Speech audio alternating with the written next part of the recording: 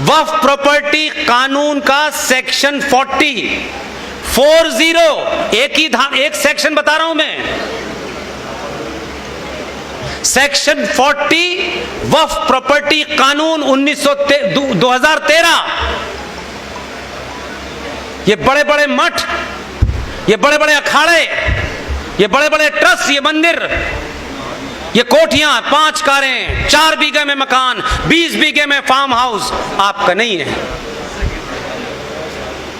अपनी अपनी दुकानें चलाइए, ये मेरा आश्रम है, वो मेरा मठ है, मैं यहां का ठेकेदार हूं, मैं वहां का ठेकेदार हूं। आप कहीं के नहीं, आपको पता ही नहीं है, आप सिर्फ समय पास कर रहे हैं, क्योंकि सच बोलने की हिम्मत नहीं है। जब सच बोलोगे तो अपना कुछ छोड़ना पड़ेगा।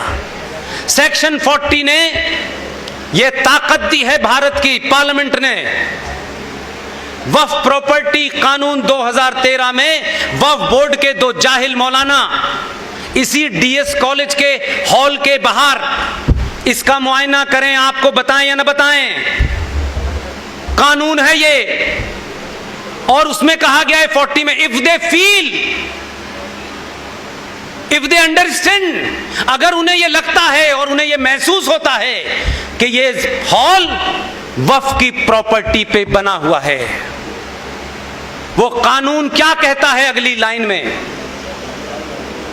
वो 2 बेवकूफ किस्म के मौलाना जो यहां जाएं और कहें कि ये डीएस कॉलेज का हॉल जो है ये वक्फ प्रॉपर्टी पे बनाए, हम ऐसा मानते हैं, ये कानून कहता है।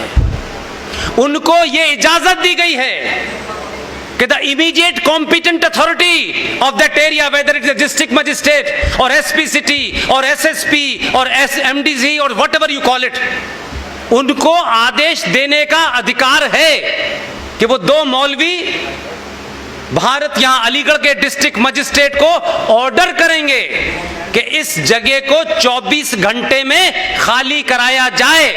डिस्ट्रिक्ट मजिस्ट्रेट को उनका ऑर्डर मानना है, उसको लागू करना है। 24 घंटे में आपको बाहर फेंक करके चाबी वक्फ बोर्ड के पास चली जाएगी। आप अपना कागज दिखाइएगा।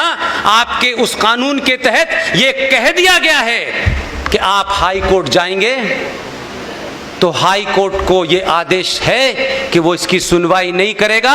कानून के हिसाब से वक्फ प्रॉपर्टी बोर्ड का जो ट्राइब्यूनल है उसमें आपको अपनी अर्जी लगानी है। जिसने आपका कत्ल किया है उसी से आप भीख मांगेंगे ये जमीन मेरी है। 90% इस देश में यह काम चालू हो गया है। आपके पास कोई कानूनी तरीका नहीं है। आंध्र प्रदेश हाई कोर्ट ने एक ऐसे ही केस की सुनवाई की और उस सुनवाई में जो ऑब्जर्वेशन दिया है उसमें साफ साफ लिखा है, as per the law passed by the Parliament of India in 2013 we are not entitled to hear any kind of petition, you have to go to the Waqf board. आपको वक्फ बोर्ड में जाकर के मिन्नतें करनी है कि उनको नहीं साबित करना है, उनसे कोई डॉक्यूमेंट नहीं पूछा जाएगा। इसकी ताजा मिसाल अभी 2 महीने पहले हुई है, आपके सामने इसलिए रख रहा हूं कि कुछ भी ऐसा नहीं है कि हो रहा है आइसोलेशन में आपको पता नहीं है। इलाहाबाद में पंडित चंद्रशेखर आजाद एल्फ्रेड पार्क बना हुआ है।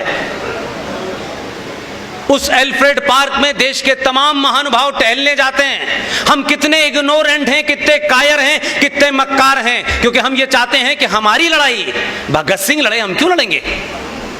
हमसे क्या मतलब है?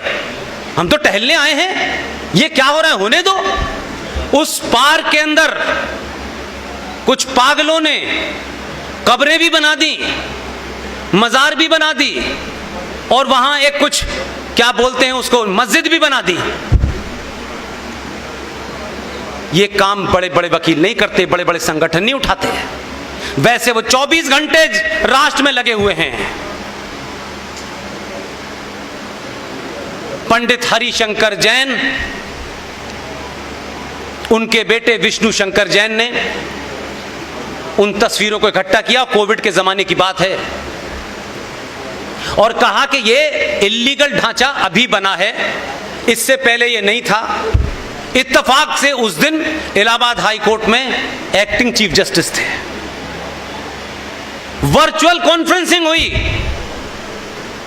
पूरी तथ्यों के साथ। विष्णु शंकर जैन ये एक युवा वकील है, बहादुर है, ईमानदार है, पढ़ा लिखा है। वर्चुअल हियरिंग के अंदर चीफ जस्टिस के सामने इतने स्ट्रॉन्ग तथ्य रखे, चीफ जस्टिस ने तत्काल उत्तर प्रदेश सरकार को बुलाया और ये शब्द हैं उनके, क्या तुम यहां बैठ करके हराम की तनख्वाह लेते हो?